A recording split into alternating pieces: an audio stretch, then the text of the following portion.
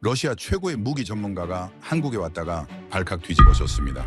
1995년 소련 붕괴 이후 러시아는 심각한 경제난에 빠져 있었죠.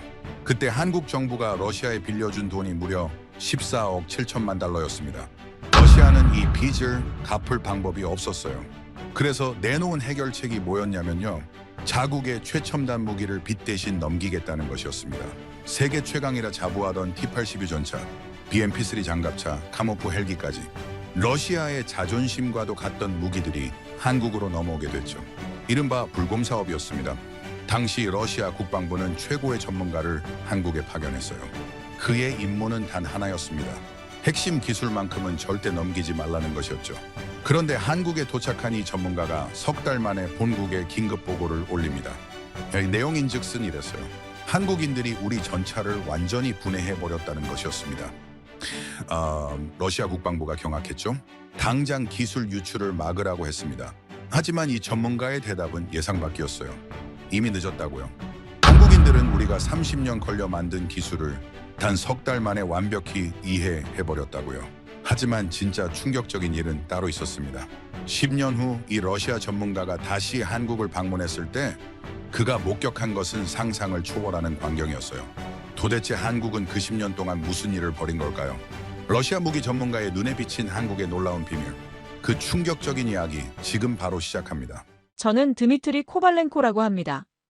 올해로 73이 됐죠. 지금은 한국 경기도의 작은 아파트에서 아내와 함께 살고 있어요. 창문 너머로 보이는 한국의 아파트 단지를 바라보면 가끔 믿기지 않을 때가 있습니다. 제가 이 나라에서 여생을 보내게 될 줄은 정말 몰랐거든요. 저는 원래 소련 국방부 소속 무기 기술자였습니다. 30년 넘게 전차와 장갑차 개발에 매달렸죠. T의 순사 전차부터 T-80 시리즈까지 제 손을 거치지 않은 소련 전차가 없었어요. 한때는 그게 제 자부심이었습니다. 1991년 소련이 무너졌을 때 저는 45이었어요. 하루아침에 나라가 사라지는 걸 지켜봤죠. 세계 최강대국이라던 조국이 빚더미에 올라앉는 모습을요. 그래도 설마 우리 무기까지 팔아넘기게 될 줄은 몰랐습니다. 1995년 봄이었어요. 모스크바 국방부 청사로 긴급 호출을 받았죠. 회의실에 들어서니 고위 관계자들이 잔뜩 모여 있더군요. 그들의 표정이 심상치 않았습니다. 한국이라는 나라에서 우리한테 빌려간 돈을 돌려달라고 한다더군요. 14억 달러가 넘는 금액이었습니다. 문제는 러시아 정부 금고에 그만한 돈이 없다는 거였죠. 그래서 내놓은 대안이 뭐였냐면요. 무기로 갚겠다는 것이었어요. 저는 귀를 의심했습니다. 우리 최첨단 전차를요. T-80U를 한국에 넘긴다고요. 그건 당시 러시아 최신의 전차였어요. 서방 세계 어느 나라도 갖고 있지 않은 무기였죠. 더 황당한 건 그 다음이었습니다. 제가 직접 한국에 가서 기술 지원을 하라는 거예요. 물론 핵심 기술은 절대 넘기지 말라는 단서가 붙었죠. 그러니까 제 임무는 무기는 주되 기술은 지키라는 모순된 것이었습니다. 저는 한국이라는 나라에 대해 아는 게 거의 없었어요. 그저 미국 편에 붙은 작은 나라 정도로만 알고 있었죠. 솔직히 말하면 무시하고 있었습니다.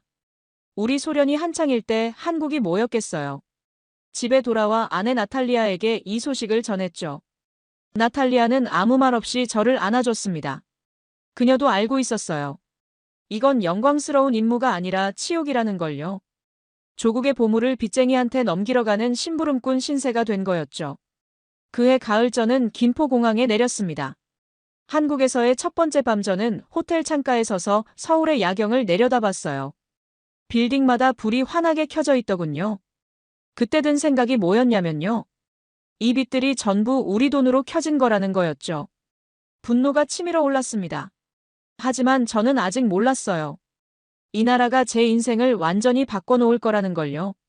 다음 날 아침 국방과학연구소라는 곳으로 향했습니다. 차 안에서 창밖을 바라보는데 이상한 느낌이 들더군요. 분명 이 나라는 2해 전 IMF라는 경제 위기를 겪었다고 들었거든요. 그런데 거리의 사람들 표정이 절망적이지 않았어요. 오히려 뭔가에 단단히 각오한 것 같은 눈빛들이었죠. 연구소에 도착하니 한 남자가 저를 기다리고 있었습니다. 40 초반쯤 되어 보이는 깡마른 체격의 사내였어요. 검은 뿔테 안경 너머로 예리한 눈빛이 느껴졌죠. 그런데 이 사람이 입을 여는 순간 저는 깜짝 놀랐습니다. 완벽한 러시아어가 흘러나왔거든요. 모스크바 억양 그대로였어요. 자기 이름이 박정호고 이 연구소의 수석 연구원이라고 했죠. 모스크바 대학에서 유학했다더군요. 박정호 박사는 저를 회의실로 안내했어요. 테이블 위에 두꺼운 서류 뭉치가 놓여 있더군요. T-86 전차의 재원표였습니다. 놀라운 건 그 다음이었어요. 박 박사가 서류를 펼치더니 질문을 쏟아내기 시작하더군요. 자동장 전장치의 작동 원리부터 반응장갑의 구조, 야간 조준경의 세부 사양까지. 그 질문 수준이 예사롭지 않았습니다. 이건 그냥 무기를 사서 쓰려는 사람이 할 질문이 아니었어요. 완전히 이해하고 똑같이 만들려는 사람이 던지는 질문이었죠. 저는 슬슬 경계심이 들기 시작했습니다. 본국에서 신신당부했거든요. 핵심 기술은 절대 넘기지 말라고요. 그래서 적당히 얼버무리며 대답했죠. 박 박사가 빙긋 웃더군요. 그 웃음이 묘했어요. 마치 제 속을 꿰뚫어보는 것 같았죠. 그러더니 이렇게 말하는 겁니다. 코발렌코 선생님, 우리가 바보로 보이십니까? 라고요. 잠시 정적이 흘렀습니다. 박 박사가 계속했어요. 우리도 기술자입니다. 분해해서 분석하면 어차피 다 알게 됩니다. 다만 선생님이 도와주시면 시간이 절약될 뿐이죠. 라고요. 저는 할 말을 잃었습니다. 이 사람들은 처음부터 다 알고 있었던 거예요. 우리가 기술을 숨기려 한다는 것도요. 그리고 그걸 뚫을 자신이 있다는 것도요. 회의가 끝나고 연구소 식당에서 점심을 먹었습니다. 김치라는 붉은 반찬이 나왔는데 처음엔 너무 매워서 물을 벌컥벌컥 들이켰죠. 박 박사가 웃으면서 물을 더 가져다 줬어요. 그날 밤 숙소로 돌아와서 모스크바에 보고서를 썼습니다. 한국인들이 만만치 않다고요. 예상보다 훨씬 뛰어난 기술력을 갖고 있다고요. 하지만 상부에서는 대수롭지 않게 여기더군요. 걱정 말고 임무나 수행하라고 했죠. 그래서 저는 아직 몰랐습니다. 이 사람들이 정말로 무엇을 해낼 수 있는지를요. 그리고 제가 그 과정에서 어떻게 변해갈지를요. 한국에 온 지 일주일쯤 됐을 때였습니다. 그날따라 박정호 박사의 표정이 심상치 않더군요. 뭔가 중요한 일이 있다면서 저를 연구소 지하로 안내했죠. 엘리베이터가 내려가는 동안 이상한 예감이 들었어요. 지하 3층에서 문이 열렸습니다. 긴 복도 끝에 거대한 철문이 보이더군요. 보안 요원들이 지키고 서 있었죠. 박 박사가 출입증을 찍자 묵직한 소리와 함께 문이 열렸습니다. 그 안에서 제가 본 광경은 평생 잊을 수가 없어요. T-86 전차가 완전히 분해되어 있었습니다. 그것도 그냥 분해가 아니었어요. 포탑, 차체, 엔진, 변속기, 서스펜션까지 모든 부품이 따로따로 분리되어 하얀 천 위에 가지런히 놓여 있더군요. 마치 수술대 위에 올려진 환자의 장기들 같았죠. 저는 숨이 멎는 것 같았습니다. 이건 단순한 점검이 아니었어요. 완전한 역설계였죠. 러시아의 30년 기술이 낱낱이 해부되어 있었습니다. 분노가 치밀어 올랐어요. 박 박사에게 따졌죠. 이건 계약 위반이다라고요. 우리는 전차를 팔았지 기술을 판 게 아니라고요. 박 박사가 고개를 저었습니다. 그러더니 차분하게 말하더군요. 코발렌코 선생님 계약서 어디에도 분해 금지 조항은 없습니다. 라고요. 우리는 우리 재산을 우리 방식대로 연구할 권리가 있습니다. 라고요. 할 말이 없었습니다. 법적으로는 그가 맞았거든요. 하지만 이건 명백한 기술 탈취였어요. 저는 즉시 모스크바에 긴급 보고를 올렸죠. 본국의 반응은 격렬했습니다. 당장 한국 측에 항의하라고 했어요. 필요하다면 기술 지원 중단도 불사하겠다고요. 하지만 문제는 따로 있었죠. 이미 돈을 받은 상태였거든요. 빚을 무기로 갚은 건데 이제 와서 뭘 어쩌겠어요.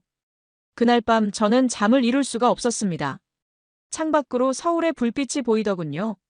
문득 이런 생각이 들었어요. 저 사람들은 도대체 뭘 하려는 걸까라고요.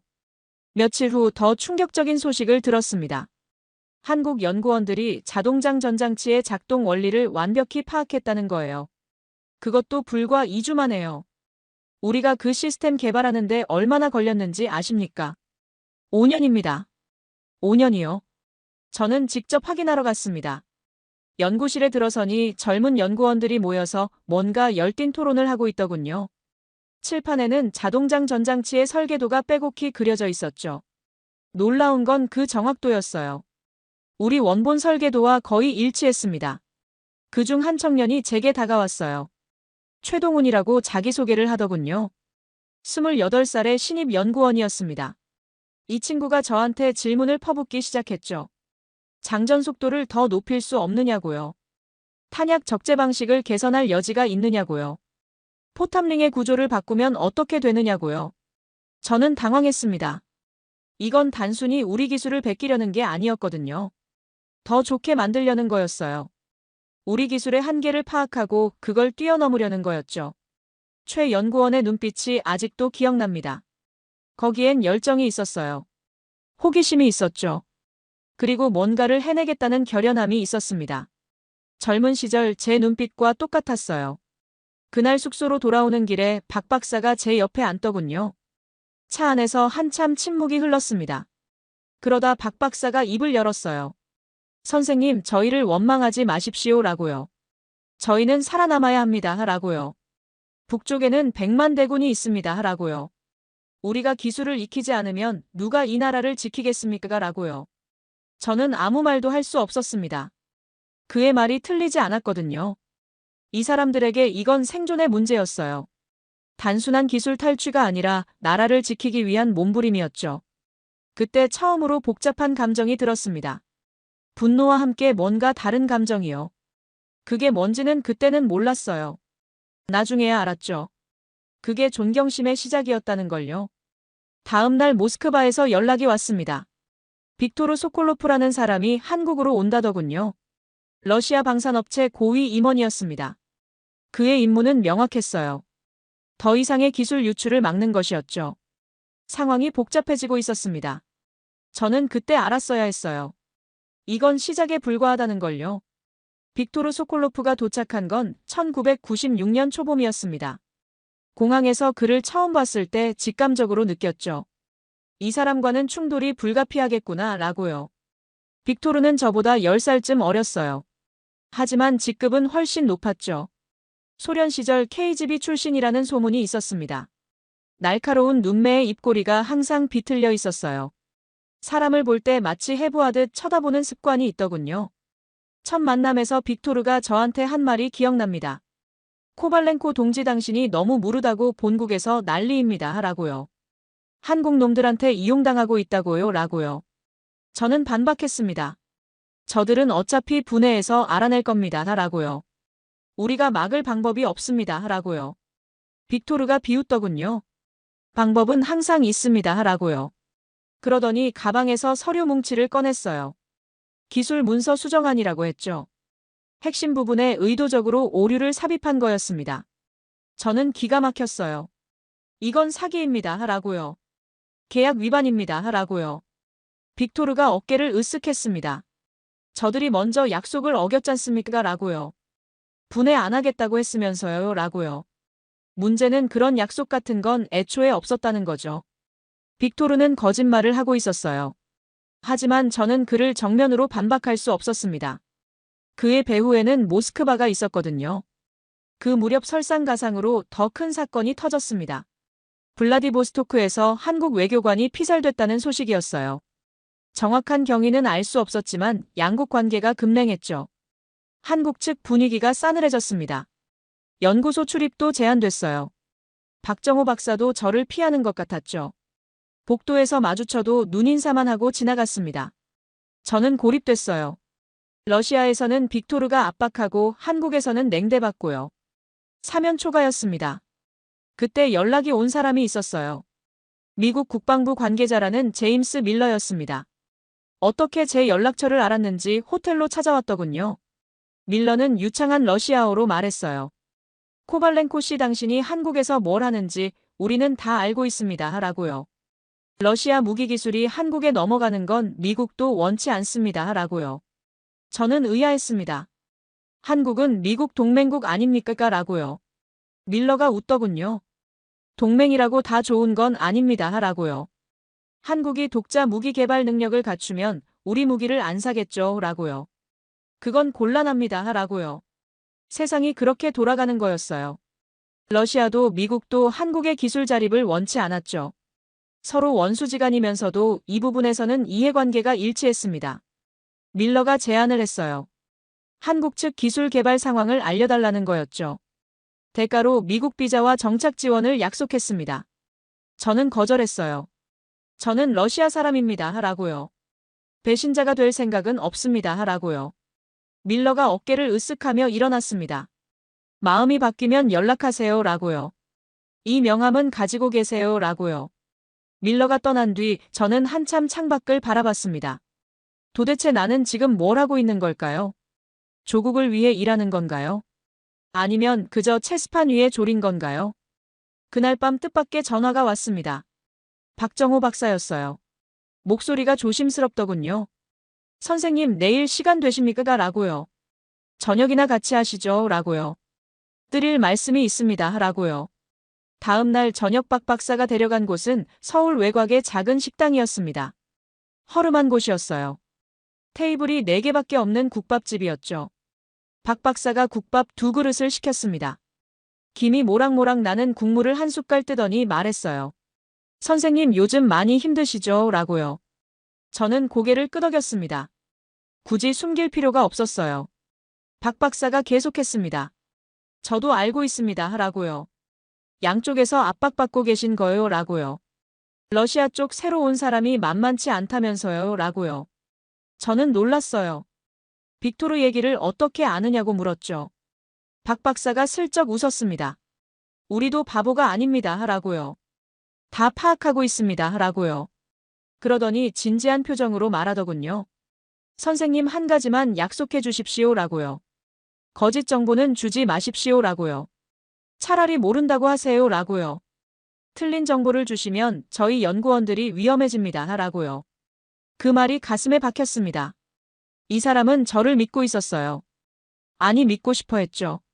적국의 기술자를요. 저는 고개를 끄덕였습니다. 약속하겠습니다. 라고요. 그날 밤 숙소로 돌아오면서 생각했어요. 나는 지금 누구 편인 걸까? 라고요. 답은 나오지 않았습니다. 그해 여름 저는 자주 악몽을 꿨습니다. 1991년 모스크바가 배경이었죠. 붉은 깃발이 내려오고 망치와 낫이 사라지는 광경이요. 세계 최강대국이 하루아침에 무너지던 그날의 기억이 반복됐습니다. 악몽에서 깨면 항상 새벽 3시나 4시쯤이었어요.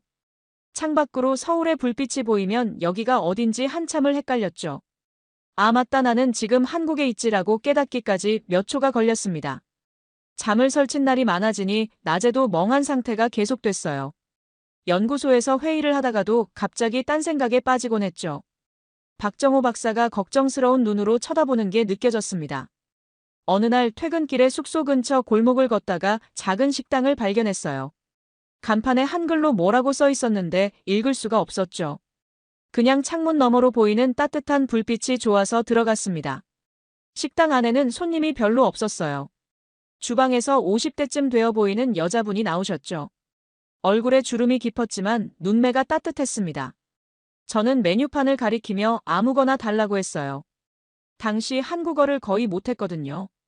그 여자분이 알아들었는지 고개를 끄덕이더니 주방으로 들어갔습니다. 잠시 후 김이 모락모락 나는 그릇이 나왔어요. 하얀 국물에 밥이 말아져 있었죠. 곁들여 나온 반찬들은 전부 처음 보는 것들이었습니다. 한 숟갈 떠서 입에 넣었어요. 뜨거웠지만 부드러웠습니다. 속이 따뜻해지는 느낌이었죠. 러시아에도 비슷한 음식이 있거든요. 어머니가 끓여주시던 수프가 생각났습니다. 저도 모르게 눈물이 났어요. 왜 그랬는지 모르겠습니다. 그냥 갑자기 모든 게 무너지는 것 같았죠. 조국도 잃고 자존심도 잃고 이 낯선 땅에서 혼자 뭘 하고 있나 싶었어요. 그 여자분이 다가왔습니다. 아무 말 없이 제 옆에 앉더니 휴지를 건네주셨죠. 그리고 손등을 토닥토닥 두드려줬어요. 말은 통하지 않았지만 그 손길에서 위로가 느껴졌습니다. 나중에 안 사실인데 그분 이름이 한순자 여사였어요. 30년 넘게 그 자리에서 국밥집을 하신 분이었죠. 남편을 일찍 여의고 혼자 식당을 운영하며 2 아들을 키우셨다고 합니다. 그날 이후 저는 그 식당에 자주 갔어요. 한순자 여사는 항상 반갑게 맞아주셨죠. 말은 통하지 않았지만 표정과 손짓으로 대화했습니다. 가끔은 여사가 러시아어 단어를 물어보기도 했어요. 스파시바가 뭐냐고요? 고맙다는 뜻입니다. 라고요. 여사가 따라하더군요. 스파시바라고요. 발음이 서툴렀지만 진심이 담겨 있었죠. 저도 한국어를 조금씩 배웠습니다. 맛있어요 라는 말을 제일 먼저 배웠죠. 여사가 음식을 내올 때마다 그 말을 했어요. 여사는 환하게 웃으며 더 드세요 라고 했습니다. 그 무렵 집에서 연락이 왔어요. 아내 나탈리아가 병원에 입원했다는 소식이었죠. 검사 결과가 좋지 않다고 했습니다. 당장 귀국하고 싶었어요. 하지만 빅토르가 막았습니다. 임무가 끝나지 않았는데 어딜 가느냐고요. 지금 떠나면 탈영으로 처리하겠다고요. 저는 절망했어요. 아내가 아픈데 곁에 갈 수도 없는 처지였죠. 밤마다 전화를 했지만 국제전화 비용이 만만치 않았습니다. 나탈리아의 목소리는 점점 약해져 갔어요. 그때 박정호 박사가 찾아왔습니다. 제 사정을 어떻게 알았는지 모르겠어요. 아마 제 얼굴에 다 쓰여 있었겠죠. 박 박사가 말했어요. 선생님, 제가 도와드리겠습니다. 라고요. 우리 정부에 요청해서 특별 왕복편을 마련해드리겠습니다. 라고요. 저는 믿을 수가 없었어요. 왜 그러시는 겁니까? 라고요. 저는 당신들 입장에서 적국 사람 아닙니까? 라고요. 박 박사가 고개를 저었습니다. 선생님은 적이 아닙니다. 라고요. 같은 기술자입니다. 라고요. 그리고 무엇보다 아픈 아내를 둔 남편이시죠. 라고요. 그 말에 저는 또 울었습니다. 두 번째 눈물이었죠. 처음은 국밥집에서 흘린 눈물이고 두 번째는 박 박사 앞에서 흘린 눈물이었습니다. 사흘 후 저는 모스크바행 비행기에 올랐어요. 한국 정부가 마련해준 왕복 항공권이었죠. 빅토르는 화가 났지만 한국 측의 공식 요청이라 막을 수 없었습니다. 모스크바 병원에서 아내를 만났어요. 나탈리아는 많이 야위어 있었습니다. 하지만 저를 보자 웃었어요. 당신 왔구나 라고요. 저는 아내 손을 꼭 잡았습니다. 미안해 라고요. 곁에 있어주지 못해서 라고요. 나탈리아가 고개를 저었어요. 괜찮아 라고요. 한국 사람들이 당신을 보내줬다며 라고요. 고마운 사람들이네 라고요. 저는 창밖을 바라봤습니다. 모스크바의 회색 하늘이 보였죠. 이상하게도 서울의 불빛이 그리웠습니다. 모스크바에서 열흘을 보내고 다시 한국으로 돌아왔습니다. 나탈리아의 상태는 안정됐어요. 의사는 당분간 괜찮을 거라고 했죠. 하지만 마음 한구석은 여전히 무거웠습니다. 김포공항에 내리니 뜻밖의 사람이 기다리고 있었어요. 김영수 대령이었습니다. T-86 전차 운용 담당 장교였죠. 무뚝뚝하기로 유명한 사람이었는데 공항까지 마중 나온 거예요. 김 대령이 말했습니다.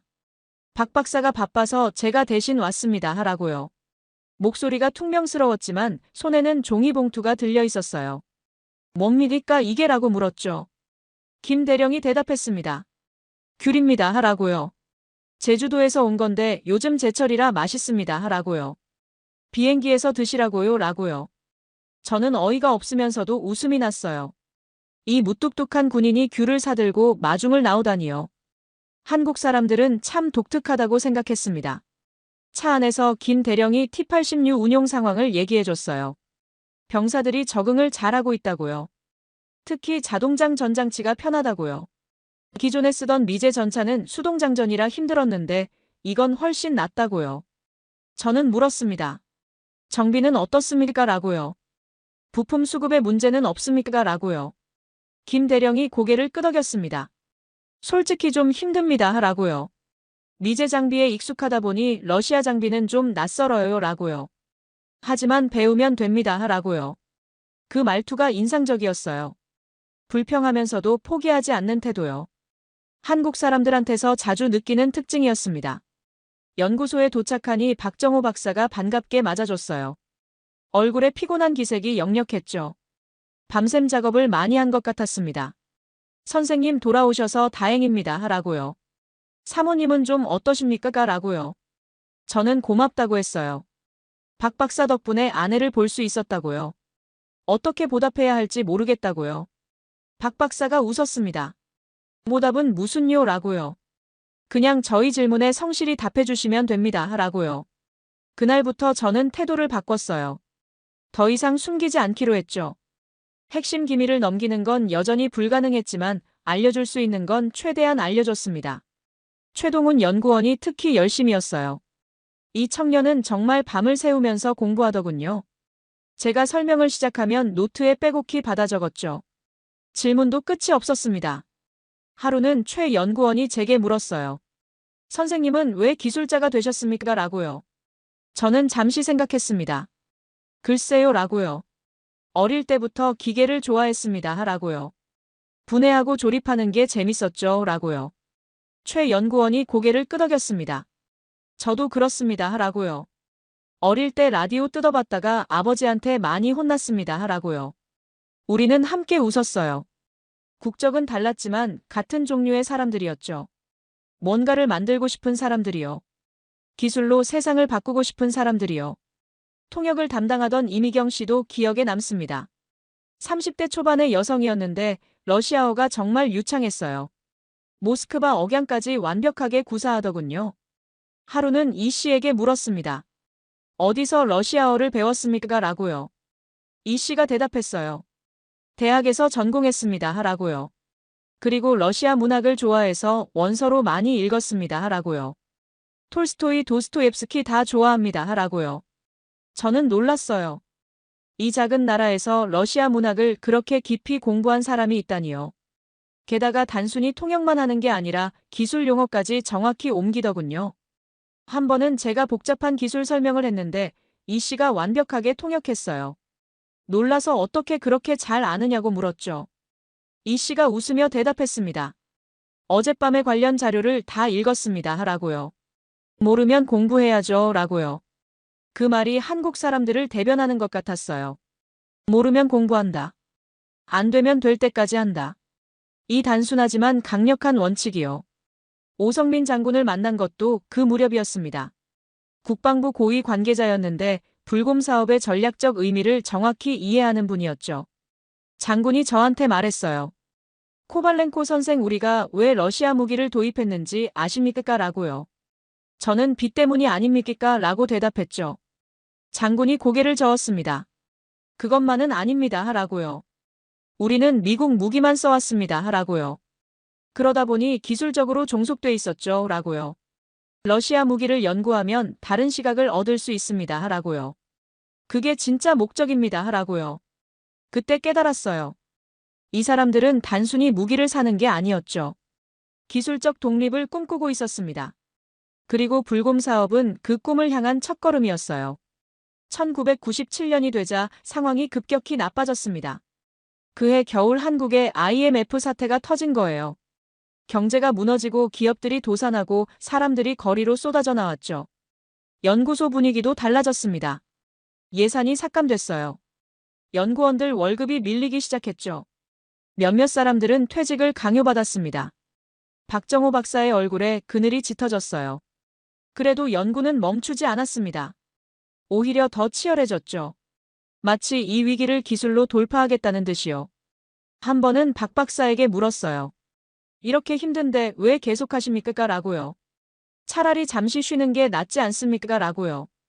박 박사가 대답했습니다. 선생님 지금 멈추면 영원히 못 일어납니다. 라고요. 우리가 쓰러지면 다음 세대가 다시 시작해야 해요. 라고요. 그 시간이 아깝습니다. 라고요. 저는 할 말을 잃었어요. 나라가 무너지는 와중에도 미래를 생각하는 사람들이었죠. 그 무렵 빅토르가 본격적으로 움직이기 시작했습니다. 모스크바에서 기술 유출 의혹이 제기됐다고 하더군요. 정확히 말하면 빅토르가 제기한 거였죠. 어느 날 빅토르가 저를 호텔방으로 불렀습니다. 테이블 위에 서류 뭉치가 놓여 있었어요. 제가 한국 측에 제공한 기술 문서 사본이었죠.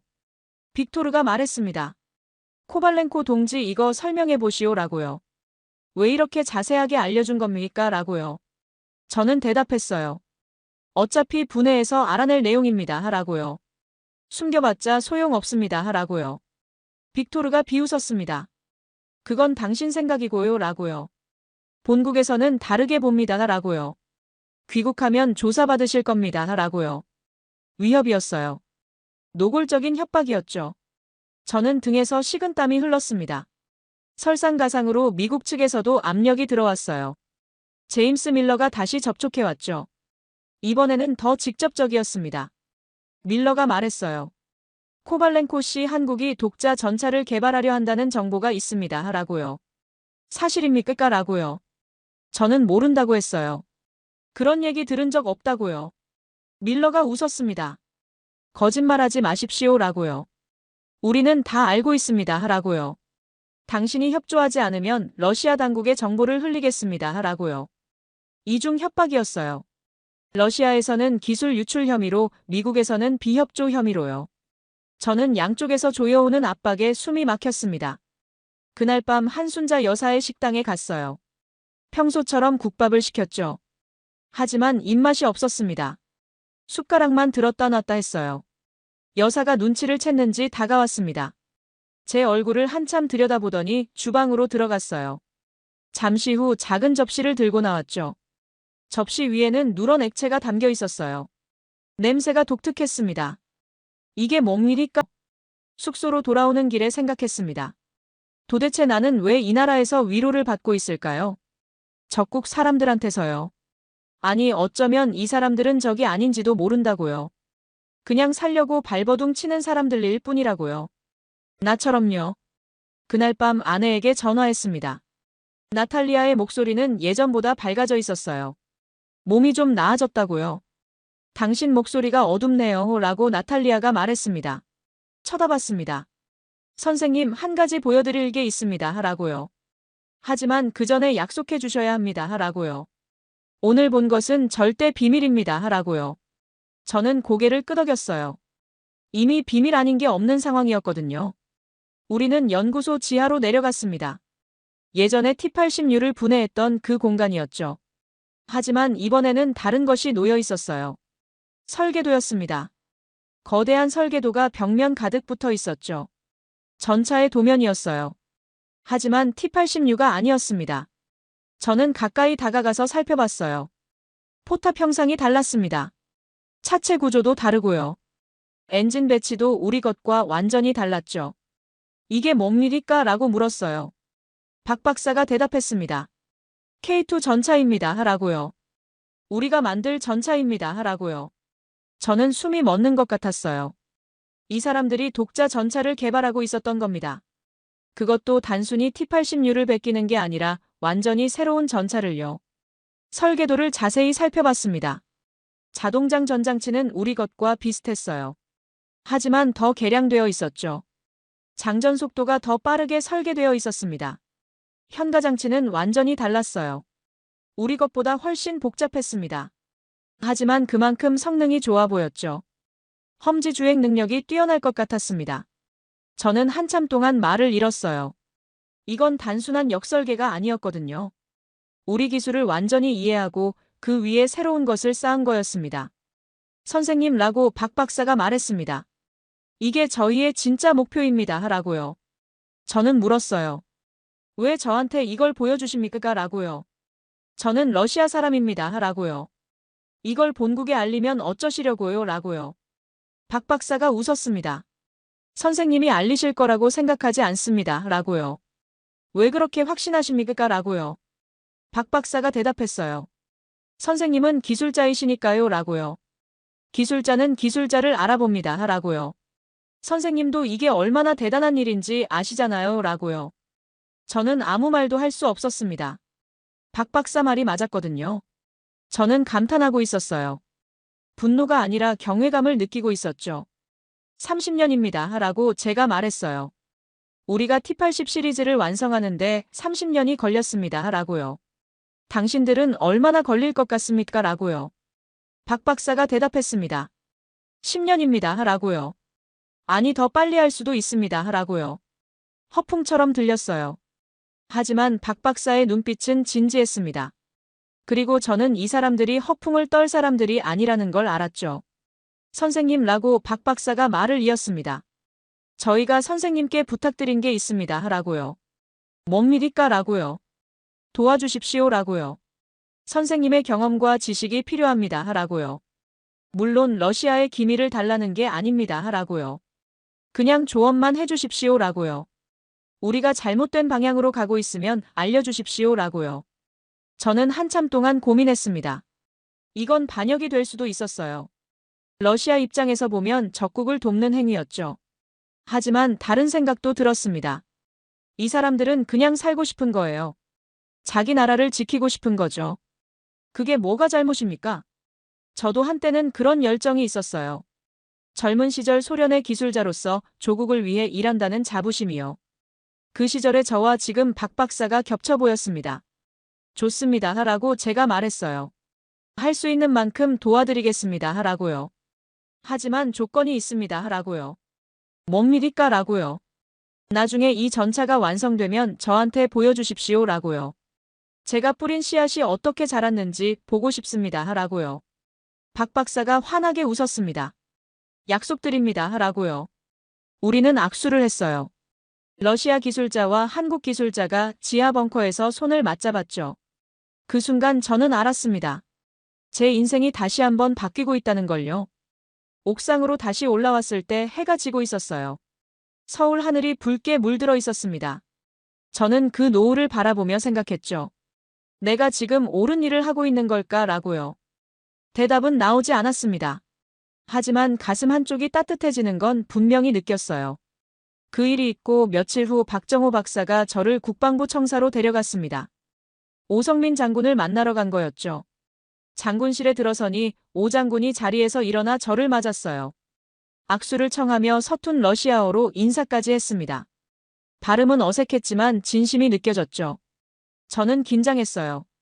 국방부 고위 관계자가 직접 만나자고 한 거니까요. 무슨 일인지 짐작이 가지 않았습니다. 오 장군이 먼저 본론을 꺼냈어요. 제 상황이 어렵다는 걸 알고 있다며 본국에서 압박이 심하다는 얘기를 들었다고 했습니다. 그리고 도울 방법이 있다고 말했죠. 저를 한국 정부 초청 전문가로 공식 등록하겠다는 제안이었어요. 그러면 외교적 보호를 받을 수 있고 러시아 측에서 함부로 손대기 어려워진다는 설명이었습니다. 저는 놀라서 물었어요. 러시아 국적자인 제가 그런 보호를 받을 수 있느냐고요. 오 장군은 고개를 끄덕이며 완벽한 보호는 아니지만 시간을 벌 수는 있다고 했습니다. 그 시간 동안 상황이 바뀔 수도 있다고요. 박 박사가 옆에서 덧붙였어요. 빅토르의 배경을 조사해봤더니 본국에서도 문제가 많은 사람이라고 했습니다. 부정부패 혐의가 있다는 정보를 입수했다고요. 저는 어이가 없었어요. 그런 정보를 어떻게 알았느냐고 물었죠. 박 박사는 웃으며 한국도 정보력이 있다고만 대답했습니다. 오 장군이 핵심을 정리해줬어요. 요점은 선생님이 혼자가 아니라는 것이라며 함께하겠다고 했습니다. 그 말이 가슴에 깊이 박혔어요. 저는 평생 혼자 싸워왔거든요. 소련 시절에도 러시아 시절에도 누군가가 내 편이라고 말해준 적이 없었습니다. 회의가 끝나고 청사를 나서는데 박 박사가 봉투 하나를 건넸어요. 안에 항공권이 들어있었습니다. 모스크바행 왕복이었죠. 사모님을 만나고 오시라며 이번에는 열흘이라고 했어요. 저는 말문이 막혔습니다. 지난번에도 항공권을 마련해줬는데 또 이러느냐고 했죠. 박 박사는 고개를 끄덕이며 사모님이 많이 보고 싶으실 거라고 선생님도 그러실 거라고 말했습니다. 저는 봉투를 받아들었어요. 손이 떨렸습니다. 고맙다는 말을 하려는데 목이 메어서 소리가 나오지 않았죠. 박 박사가 제 어깨를 두드렸어요. 가족이 제일이라며 나머지는 다 그 다음이라고 했습니다. 일주일 후 저는 모스크바에 있었어요. 나탈리아를 만났습니다. 아내는 예전보다 얼굴색이 좋아져 있었죠. 건강이 많이 회복된 것 같았습니다. 집에서 함께 저녁을 먹었어요. 나탈리아가 직접 보르시치를 끓여줬습니다. 오랜만에 먹는 집밥이었죠. 아내가 물었어요. 한국 사람들이 정말 좋은 것 같다며 제 표정이 달라졌다고 했습니다. 저는 고개를 끄덕이며 좋은 사람들이라고 처음엔 몰랐는데 이제는 안다고 대답했죠. 나탈리아가 제 손을 잡았어요. 그럼 됐다며 좋은 사람들 곁에 있으면 당신도 괜찮을 거라고 했습니다. 저는 아내의 눈을 바라봤어요. 당신은 괜찮느냐고 물었죠. 나탈리아는 웃으며 괜찮다고 했습니다. 알렉세이가 잘 돌봐준다고 걱정 말라고요. 알렉세이는 우리 아들이에요. 25살에 의대에 다니고 있었죠. 모스크바에서 열흘을 보내고 다시 한국으로 돌아왔어요. 김포공항에 내리니 이번에도 누군가가 기다리고 있었습니다. 최동훈 연구원이었죠. 잘 다녀오셨냐며 손에 종이봉투를 들고 서 있었어요. 이번엔 뭐냐고 물었더니 떡이라고 했습니다. 한국에서는 좋은 일 있으면 떡을 돌린다고요. 무슨 좋은 일이냐고 물었어요. 최 연구원이 웃으며 대답했습니다. 선생님이 돌아오신 게 좋은 일이라고요. 저는 웃었습니다. 그리고 알았어요. 제가 이제 이 사람들의 일부가 되어가고 있다는 걸요. 2000년 여름이었습니다. 그해 8월 세계를 뒤흔든 소식이 전해졌어요. 러시아 원자력 잠수함 쿠르스크호가 바렌츠해에서 침몰했다는 뉴스였죠. 저는 텔레비전 앞에서 얼어붙었습니다. 쿠르스크호는 러시아 해군의 자랑이었거든요. 오스카급 잠수함 중에서도 최신이었죠. 승조원이 118명이나 탑승해 있었습니다. 구조 작업이 시작됐지만 상황은 절망적이었어요. 러시아 해군에는 심해 구조 능력이 부족했습니다. 며칠이 지나도록 아무도 구하지 못했죠. 결국 승조원 전원이 사망했다는 발표가 나왔습니다. 저는 밤새 술을 마셨어요.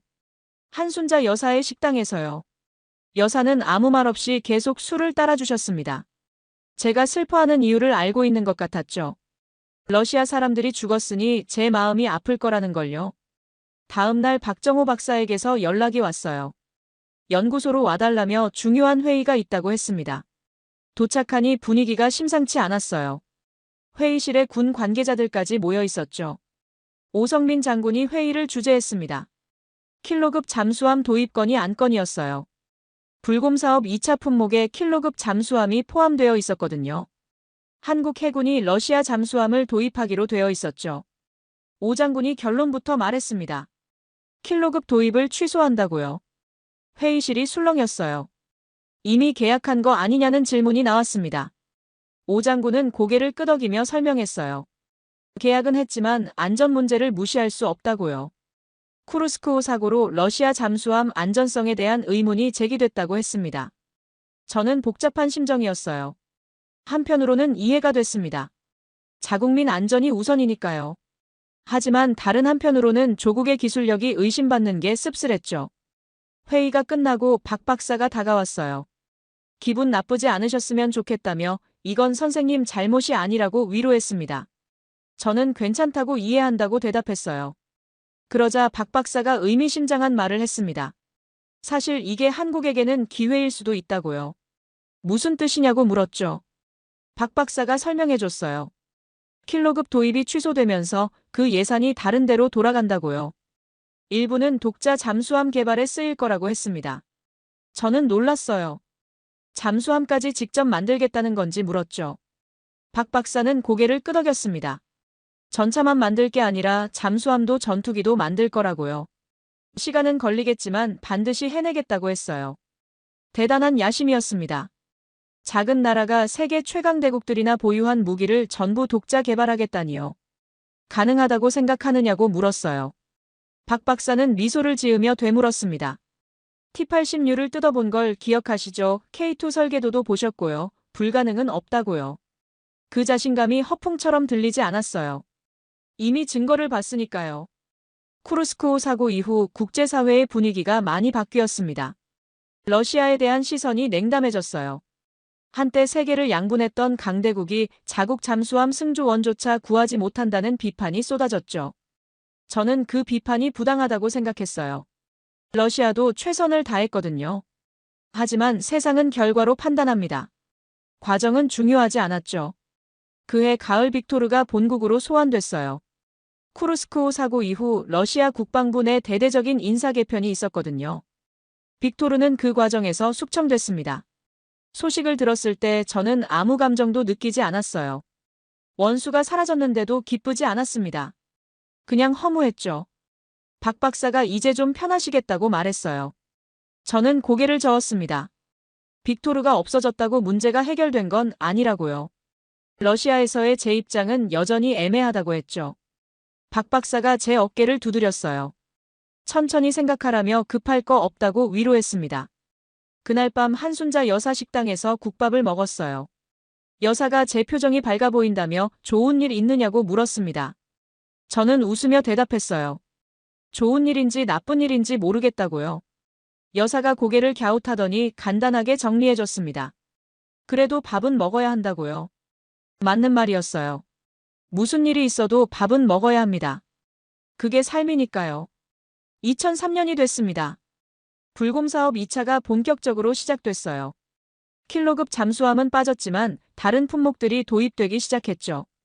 저는 다시 공식 임무를 받았습니다. 이번에는 카모프 32 헬기와 물의 나급 공기 부양정 기술 지원이었어요. 러시아 본국에서 새로운 기술자들이 파견되어 왔죠. 그 중에 미하일이라는 조종사가 있었어요. 40대 초반의 경력 많은 헬기 조종사였습니다. 카모프 헬기 전문가였죠. 과묵한 성격이었는데 헬기 얘기만 나오면 눈이 반짝거렸어요. 미하일과 함께 일하면서 저는 러시아 헬기의 특성을 다시 한번 깨달았습니다. 카모프 헬기는 이중 반전 로터를 사용해요. 로터 두 개가 반대 방향으로 돌아가는 구조죠. 덕분에 꼬리 로터가 필요 없었습니다. 장점이 확실했어요. 호버링 능력이 뛰어났습니다.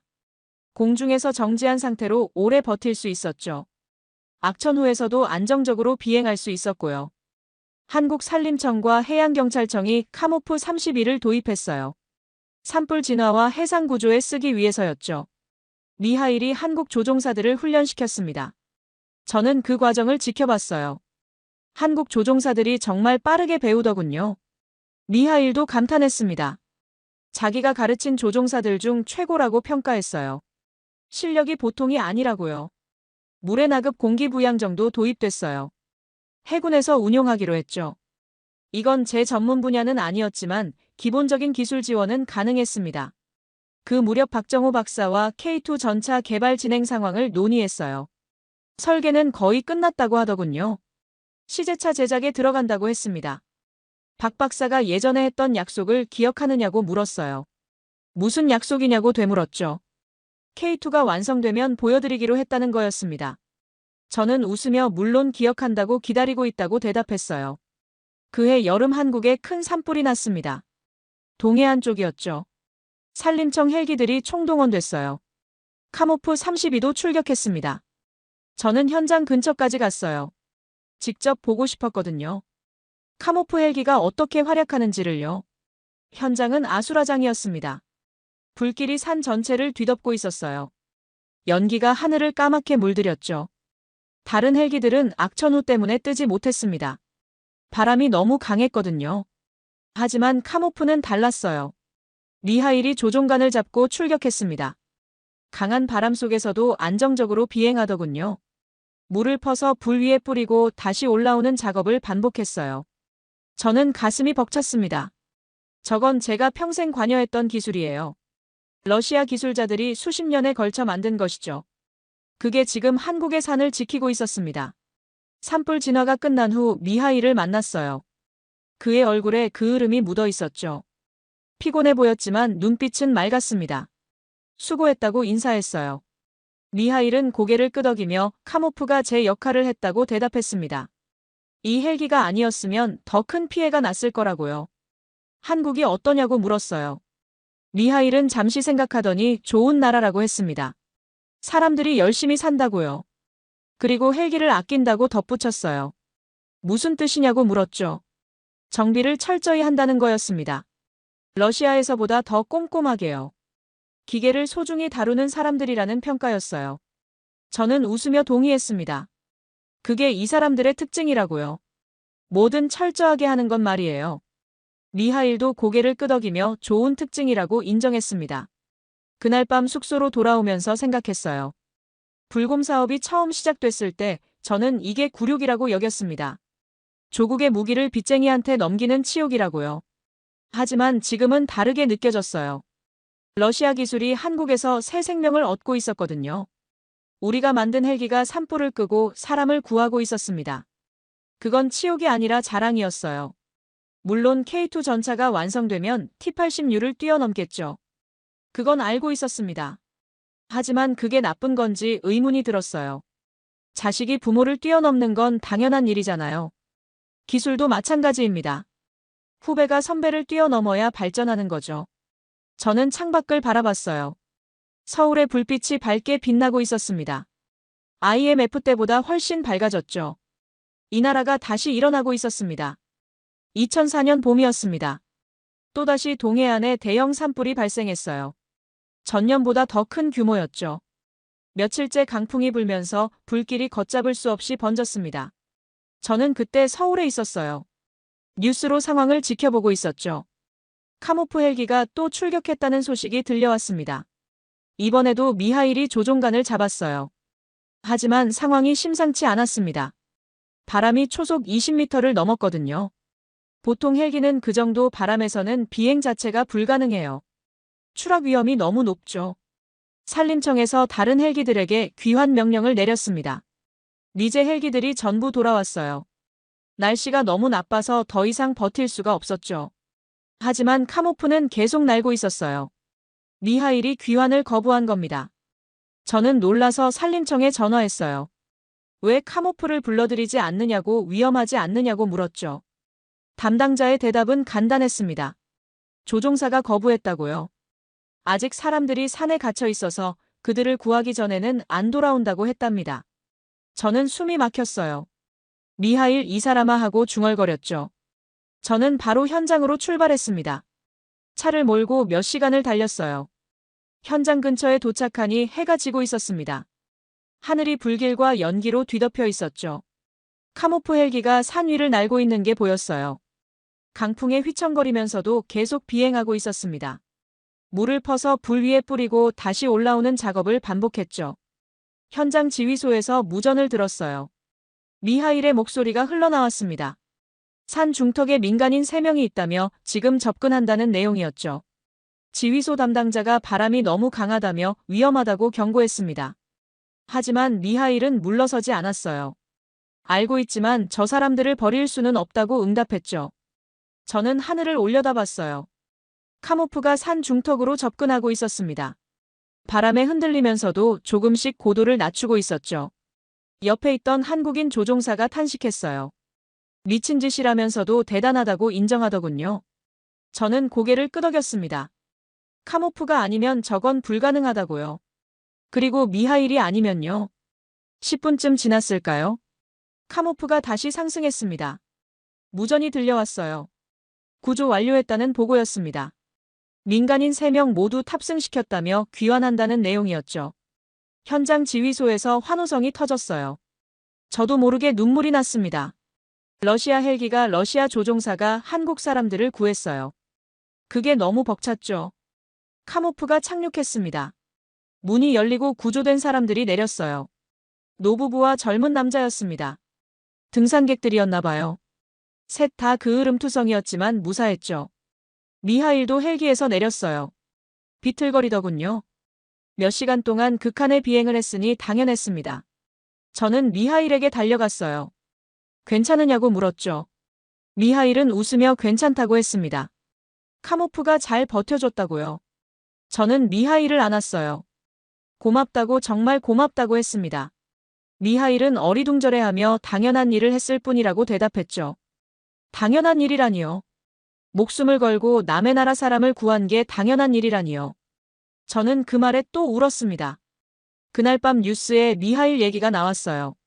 러시아 조종사가 한국인을 구했다고요. 카모프 헬기의 놀라운 성능이 화제가 됐습니다. 숙소에서 미하일과 술을 마셨어요. 러시아 보드카 대신 한국 소주를 마셨죠. 미하일이 이 나라 술도 괜찮다고 평가했습니다. 저는 웃으며 사람도 괜찮다고 덧붙였어요. 미하일이 고개를 끄덕이며 동의했습니다. 우리는 밤새 술을 마셨어요. 고향 얘기도 하고 가족 얘기도 했습니다. 러시아 기술자와 러시아 조종사가 한국에서 만나 우정을 나눴죠. 창밖이 밝아지고 있었어요. 새벽이었습니다. 저는 창문을 열었죠. 서울의 공기가 차갑게 들어왔어요. 미하일이 말했습니다. 이제 여기가 싫지 않다고요. 저도 같은 마음이라고 대답했습니다. 2005년이 됐습니다. 불곰 사업 2차가 거의 마무리되어 가고 있었어요. 저도 임무 종료가 가까워지고 있었죠. 그해 봄 모스크바에서 연락이 왔어요. 귀국하라는 명령이었습니다. 공식적으로는 임무 완수에 따른 복귀였죠. 하지만 저는 불안했어요. 빅토르는 숙청됐지만 그의 세력이 완전히 사라진 건 아니었거든요. 귀국하면 무슨 일이 생길지 알 수 없었습니다. 며칠 후 예상치 못한 인물이 저를 찾아왔어요. 모스크바에서 온 고위 관계자였습니다. 이름은 밝히지 않겠어요. 다만 그가 가져온 메시지는 명확했죠. 귀국하면 조사를 받아야 한다는 내용이었습니다. 기술 유출 혐의라고요. 증거가 있느냐고 물었더니 웃으며 대답했어요. 증거는 만들면 된다고요. 제가 그 시스템을 모르지 않잖느냐고요. 저는 침묵했습니다. 예상했던 대로였어요. 그가 계속 말을 이었습니다. 하지만 방법이 있다면서 협조하면 된다고 했어요. 무슨 협조냐고 물었더니 서류 봉투를 꺼냈습니다. 안에 문서 뭉치가 들어있었어요. 기술 문서 수정안이라고 했죠. 빅토르가 예전에 가져왔던 것과 비슷했습니다. 핵심 기술 문서에 오류를 삽입하라는 요구였어요. 한국이 K2 전차를 개발하지 못하도록 방해하라는 것이었죠. 저는 서류를 내려놓았습니다. 이건 못한다고요. 그가 눈썹을 치켜세우며 거부하는 거냐고 물었어요. 거부한다고 대답했죠. 그가 한숨을 쉬었습니다. 그럼 어쩔 수 없다며 귀국하면 바로 체포될 거라고 경고했어요.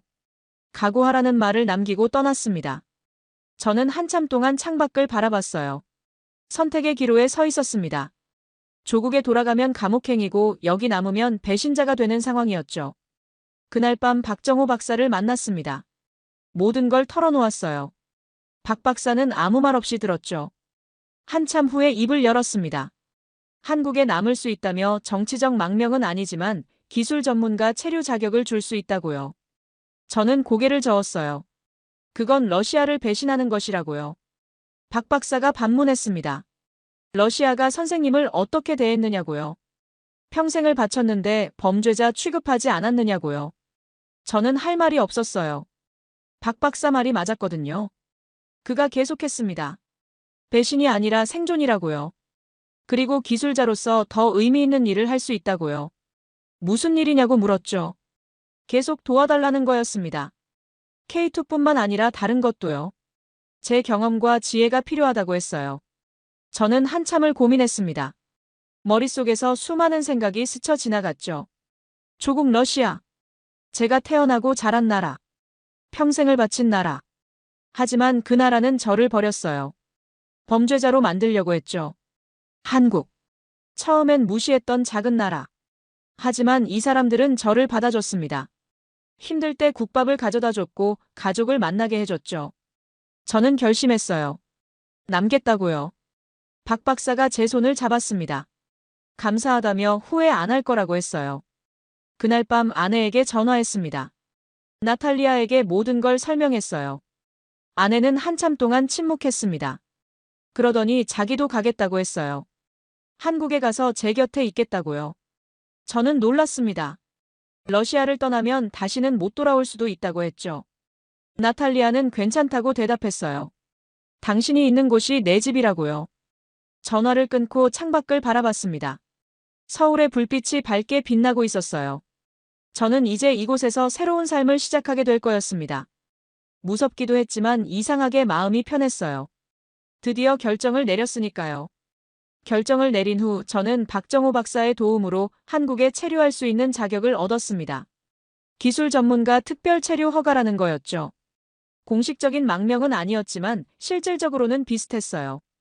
하지만 그냥 숨어 지낼 생각은 없었습니다. 저는 모스크바에 마지막으로 연락을 취했어요. 러시아 검찰과 국방부에 문서를 보냈죠. 내용은 빅토르 소콜로프와 그의 세력이 저질렀던 부정행위들이었습니다. 기술 문서 조작 시도, 불법 자금 수수 협박과 공갈이요. 증거도 함께 보냈어요. 제가 몇 년 동안 모아둔 것들이었죠. 박 박사가 걱정했습니다. 위험하지 않느냐며 러시아에서 보복할 수도 있다고요. 저는 고개를 저었어요. 이건 해야 한다고요. 그 사람들이 계속 나쁜 짓을 하도록 놔둘 수 없다고요. 몇 주 후 러시아에서 소식이 들려왔습니다. 빅토르 세력에 대한 대대적인 수사가 시작됐어요. 여러 명이 체포됐고 일부는 재판에 넘겨졌죠. 저에 대한 기술 유출 혐의도 재검토됐습니다. 결국 혐의 없음으로 결론이 났어요. 제가 보낸 증거들이 상황을 뒤집은 거였죠. 오성민 장군이 저를 불렀어요. 좋은 소식이라며 러시아 측에서 제 명예 회복을 통보해왔다고 했습니다. 저는 복잡한 심정이었어요. 기쁘기도 했지만 씁쓸하기도 했습니다. 결국 조국에서 인정받으려면 이렇게까지 해야 했던 거죠. 오 장군이 덧붙였어요. 물론 귀국할 수도 있다고요. 하지만 남아도 된다며 선택은 제게 달렸다고요. 저는 잠시 생각했습니다. 귀국할 수 있게 됐다는 건 좋은 소식이었죠. 하지만 돌아가고 싶은 마음은 없었어요. 남겠다고 대답했습니다. 이미 결정했다고요. 오 장군이 고개를 끄덕이며 환영한다고 했어요. 며칠 후 나탈리아가 한국에 도착했습니다. 김포공항에서 아내를 만났어요. 10개월 만이었죠. 나탈리아가 저를 안았습니다. 보고 싶었다고요. 저도 같은 말을 했어요. 공항을 나서면서 아내가 주위를 둘러봤습니다. 이게 한국이구나 하며 제가 그렇게 좋아하던 나라라고 했어요. 저는 웃으며 앞으로 직접 느껴보라고 대답했죠. 첫 주는 정신없이 지나갔어요. 나탈리아를 데리고 서울 곳곳을 돌아다녔습니다. 경복궁도 가고 남산타워도 갔죠. 그리고 가장 중요한 곳에 갔어요. 한순자 여사의 식당이었습니다. 여사가 저희를 보자 환하게 웃었어요. 이분이 사모님이구나 하고 반가워했죠. 나탈리아는 한국어를 못했지만 여사의 표정은 이해했습니다. 두 여자는 말없이 손을 맞잡았어요. 여사가 국밥 2그릇을 내왔습니다. 나탈리아가 한 숟갈 떠서 맛을 봤죠. 맛있다고 러시아어로 말했어요. 제가 여사에게 통역해줬습니다. 여사가 좋아하며 더 먹으라고 권했어요. 그날 밤 숙소에서 나탈리아가 말했습니다. 좋은 사람들이라며 여기서 살 수 있을 것 같다고요. 저는 아내의 손을 잡았어요. 고맙다고 함께 와줘서 고맙다고요. 나탈리아가 웃었습니다. 당연하다며 30년을 같이 살았는데 어디든 함께라고요. 그날 밤 저는 오랜만에 푹 잤어요. 악몽도 꾸지 않았습니다. 모든 짐을 내려놓은 것 같았죠. 다음 날 아침 박정호 박사가 전화를 했어요. 보여드릴 게 있다며 연구소로 오라고요. 저는 나탈리아와 함께 연구소로 갔습니다. 지하 시험장에 도착하니 뭔가가 서 있었어요. 전차였습니다. 하지만 T-86가 아니었죠. K2라고 박 박사가 말했어요. 시제차가 완성됐다고요. 저는 한동안 말을 잃었습니다. 눈앞에 있는 전차를 바라봤어요. 유려한 곡선 강력해 보이는 포탑 세련된 디자인이요. 약속을 지켰다고 박 박사가 말했습니다. 보여드리기로 했다면서요. 저는 눈물이 났어요. 고맙다고 정말 고맙다고요. K2 시제차를 처음 본 날은 제 인생에서 가장 감동적인 날 중 하나였습니다. 하지만 그건 시작에 불과했어요. 박정호 박사가 제안을 했습니다. K2 시험평가에 참여해달라고요. 외부 전문가 시각이 필요하다고 했죠. 저는 기꺼이 수락했어요. 한때 경쟁 상대였던 전차의 평가에 참여하다니 아이러니했습니다. 하지만 그런 생각은 금세 사라졌어요. 이건 경쟁이 아니라 협력이었으니까요. 시험장에서 K2의 성능을 직접 확인했습니다. 주행 시험 사격 시험 야간 시험까지요. 결과는 놀라웠어요. 주행 성능은 T-86을 뛰어넘었습니다. 현가 장치가 훨씬 개선됐거든요. 험지 주행 능력이 월등했죠. 사격 통제 장치도 최신 기술이 적용되어 있었어요. 명중률이 눈에 띄게 높았습니다. 야간 조준 능력도 우수했죠. 무엇보다 자동장 전장치가 인상적이었어요. T-86의 장점을 살리면서 단점을 보완했더군요. 장전 속도도 빨라지고 안전성도 높아졌습니다. 저는 박 박사에게 솔직히 말했어요. 훌륭하다고요. 이 정도일 줄은 몰랐다고요. 박 박사가 웃었습니다. 선생님 덕분이라며 선생님이 안 계셨으면 이렇게 빨리 못 만들었을 거라고요. 저는 고개를 저었어요. 저는 조금 도왔을 뿐이라며 진짜 일은 당신들이 했다고요.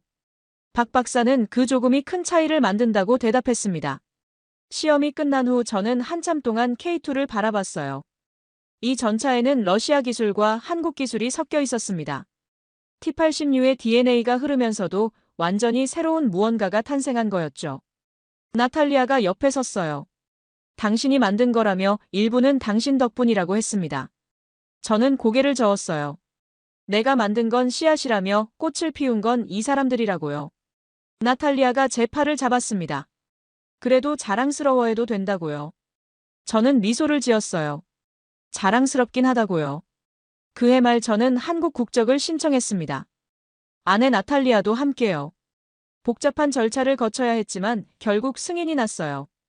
국적 취득 선서식에서 태극기 앞에 섰습니다. 한국어로 선서문을 읽었죠. 발음이 서툴렀지만 진심을 담았어요. 대한민국의 국민으로서 헌법과 법률을 준수하고 국가에 충성할 것을 엄숙히 선서한다는 내용이었습니다. 옆에서 나탈리아도 같은 선서를 했어요.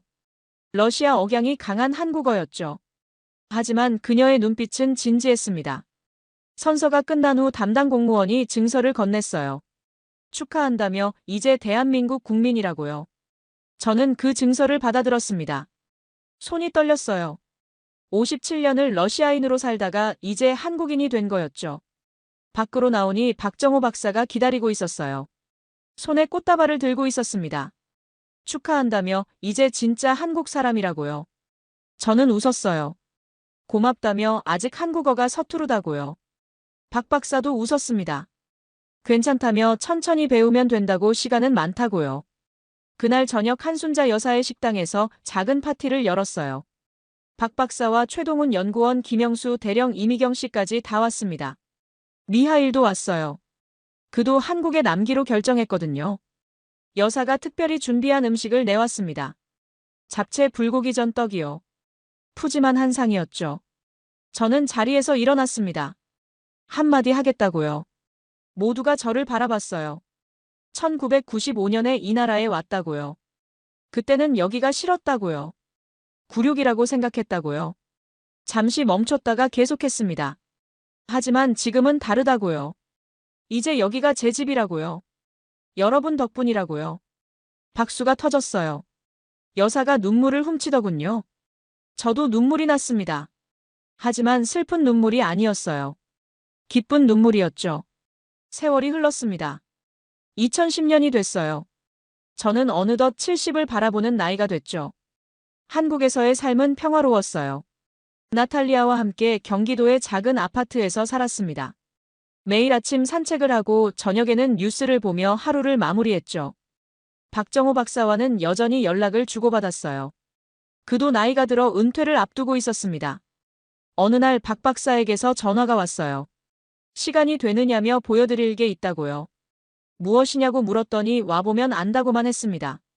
저는 나탈리아와 함께 박 박사가 알려준 장소로 갔어요.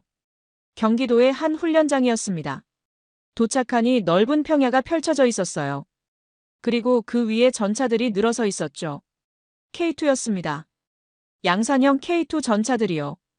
한두 대가 아니라 수십 대였어요. 박 박사가 다가왔습니다. 드디어 실전 배치가 시작됐다고요. 저는 말을 잃었어요. 10년 전 지하 연구실에서 설계도로만 봤던 그 전차가 이제 실제로 군대에 배치되고 있었습니다. 가까이 가서 전차를 살펴봤어요. 시제차 때보다 더 세련되어 있었죠. 여러 부분이 개량된 게 눈에 보였습니다. 박 박사가 설명해줬어요.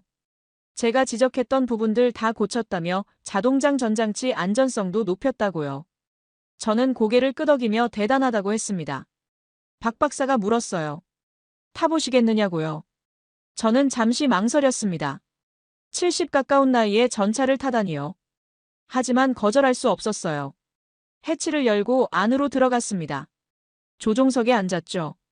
T-80U와는 확연히 달랐어요. 훨씬 넓고 인체공학적으로 설계되어 있었습니다. 시동을 걸었어요. 엔진 소리가 조용했습니다. T-80U보다 훨씬 정숙하더군요. 천천히 앞으로 나갔어요. 조종이 부드러웠습니다. 현가장치가 충격을 완벽히 흡수했죠.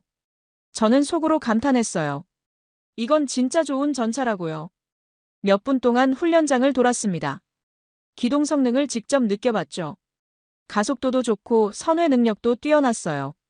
전차에서 내린 후 박 박사가 어떠냐고 물었습니다. 저는 솔직하게 대답했어요. T-80U보다 낫다고요. 박 박사가 환하게 웃었습니다. 정말이냐고요. 정말이라며 모든 면에서 낫다고요. 박 박사가 진지한 표정으로 말했어요. 선생님 덕분이라고요. 저는 고개를 저었습니다. 당신들이 해낸 거라고요. 박 박사가 말을 이었어요. 저희가 뭘 배웠는지 아느냐고요. 기술만 배운 게 아니라 기술자의 자세를 배웠다며 선생님이 보여주셨다고요. 진짜 기술자가 어떻게 일하는지를요. 저는 가슴이 뭉클했어요. 그 말이 제일 기쁘다고요. 훈련장을 떠나면서 뒤를 돌아봤습니다. K2 전차들이 햇빛을 받아 빛나고 있었어요. 나탈리아가 제 손을 잡았습니다. 당신 울고 있다고요. 저는 눈물을 닦았어요. 기뻐서 그렇다고요. 나탈리아가 웃으며 알고 있다고요. 그날 밤 숙소에서 오랜만에 보드카를 마셨어요. 한국 소주 대신 러시아 보드카를요. 나탈리아가 왜 오늘은 보드카냐고 물었습니다. 저는 대답했어요. 러시아 기술이 한국에서 꽃을 피웠으니까요. 축배를 들어야 한다고요. 나탈리아가 잔을 들었습니다. 뭐라고 건배하느냐고요. 저는 생각하다가 말했어요. 미래를 위하여라고요. 러시아와 한국의 미래를 위하여라고요. 우리는 잔을 부딪혔습니다. 보드카의 차가운 열기가 목구멍을 타고 내려갔어요. 창밖으로 한국의 밤하늘이 보였습니다. 별이 반짝이고 있었죠. 저는 그 별들을 바라보며 생각했어요. 내 인생이 헛되지 않았구나 하고요. 뭔가를 남겼구나 하고요. 2012년이었습니다. 박정호 박사가 훈장을 받게 됐다는 소식이 전해졌어요. K2 전차 개발 공로로 국가에서 수여하는 훈장이었죠. 수여식에 저도 초청을 받았습니다. 박 박사가 직접 연락을 해왔어요.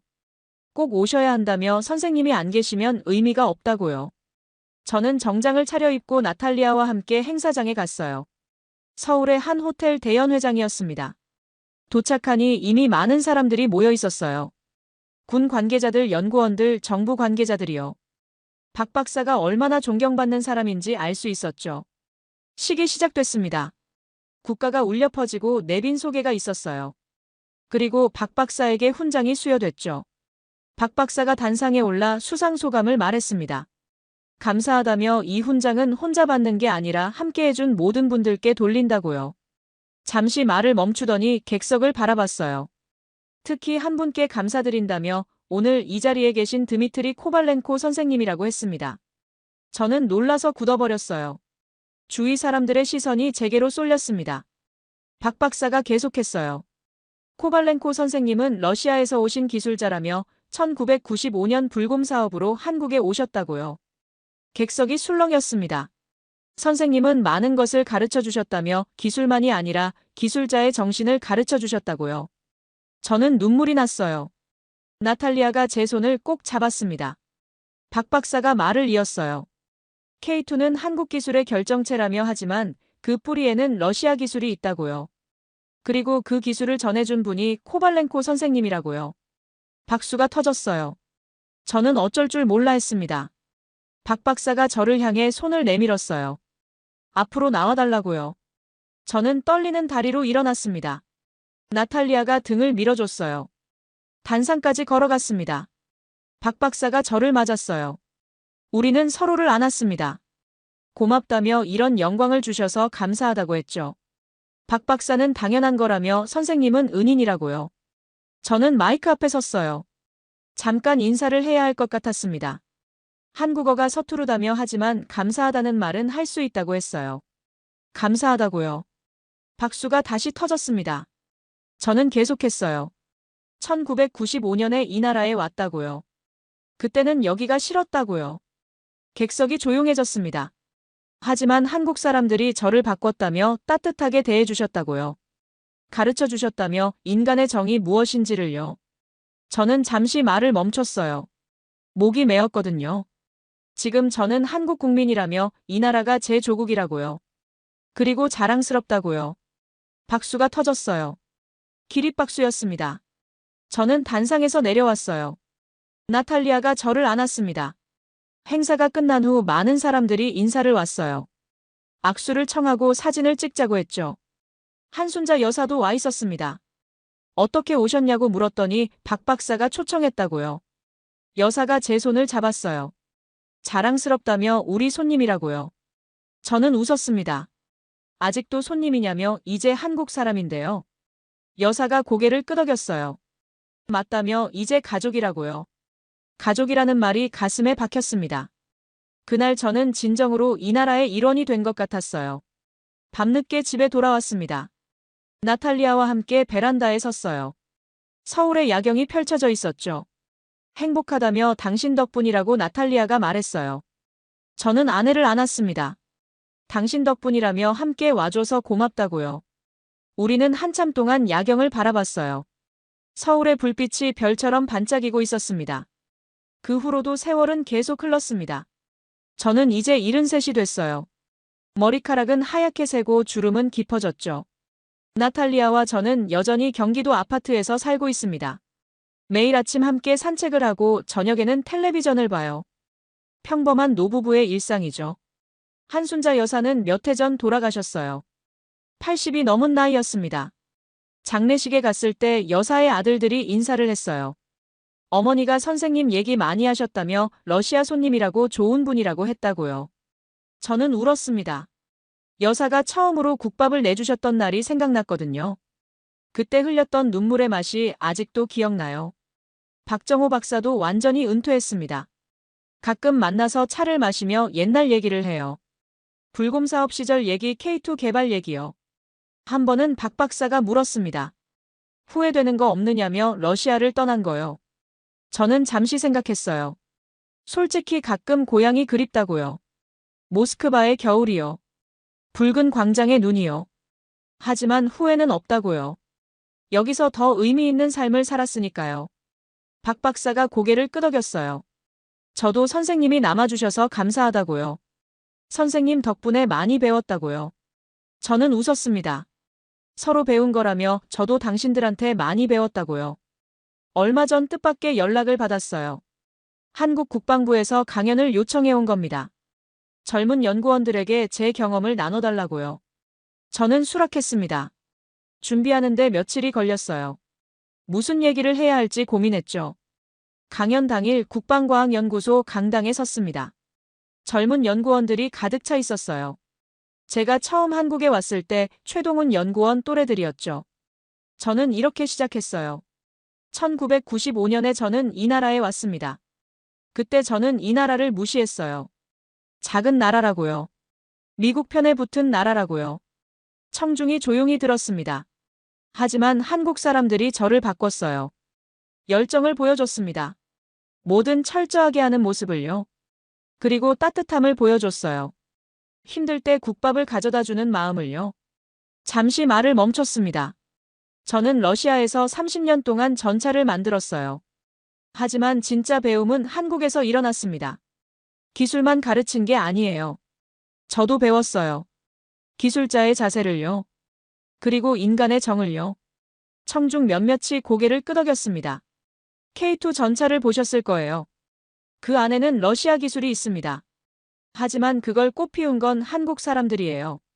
씨앗은 제가 뿌렸을지 몰라요. 하지만 물을 주고 가꾼 건 당신들 선배들이에요. 박수가 터졌습니다. 저는 마지막으로 이렇게 말했어요. 진정한 강대국은 무기의 숫자로 결정되지 않습니다. 그것을 다루는 사람들의 정신으로 결정돼요. 한국은 작은 나라입니다.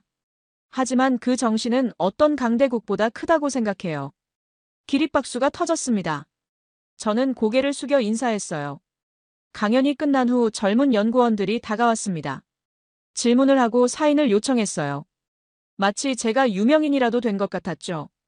한 청년이 물었어요. 선생님 인생에서 가장 자랑스러운 게 뭐냐고요. 저는 잠시 생각했습니다.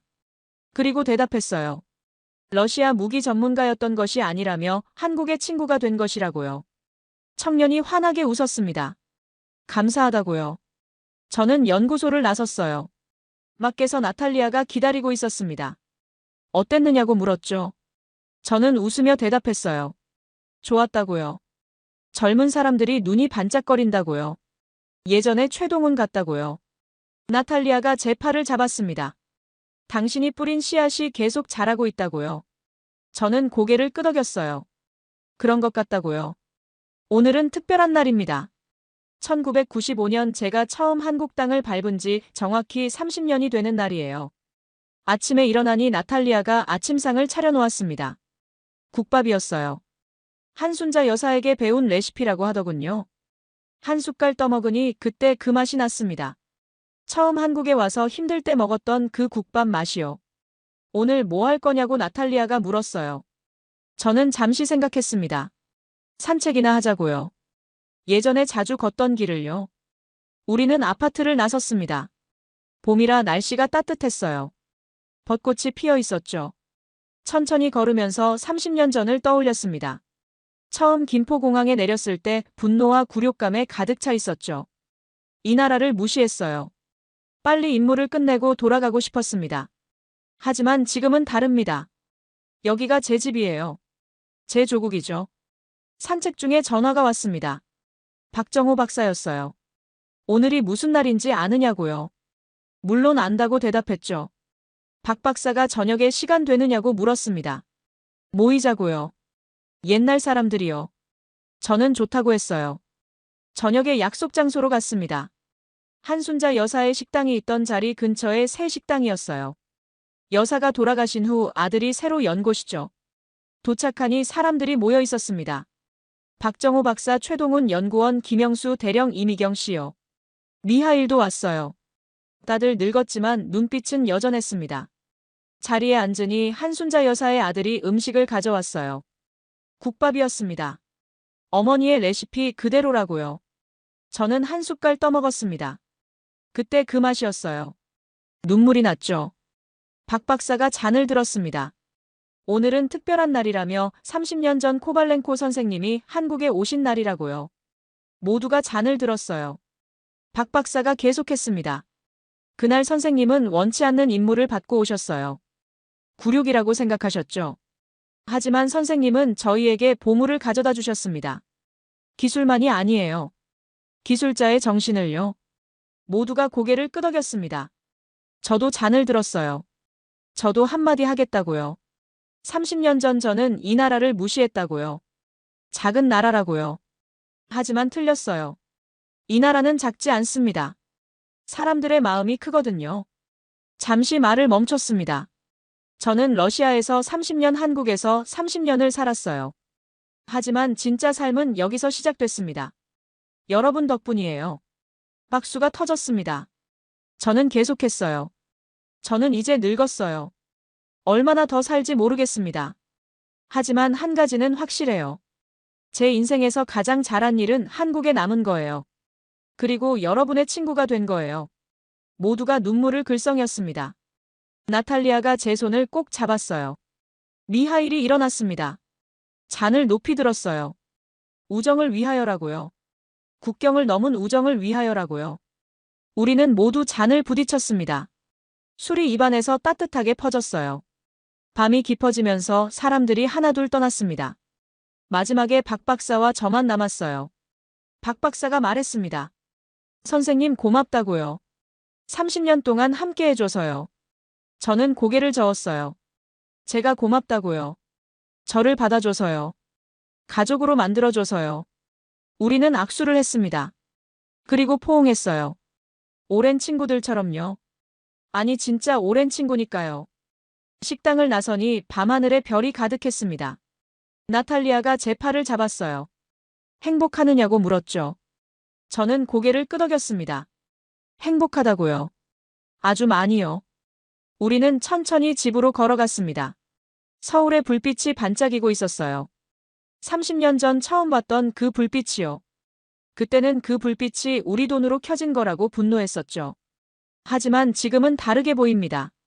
저 불빛 하나하나가 누군가의 삶이에요. 누군가의 희망이죠. 그리고 이제 저도 그 일부입니다. 집에 도착해서 베란다에 섰습니다. 나탈리아가 옆에 섰어요. 30년이 순식간이었다고 제가 말했습니다. 나탈리아가 고개를 끄덕였어요. 하지만 좋은 30년이었다고요. 맞아요. 좋은 30년이었습니다. 그리고 앞으로도 좋을 거예요.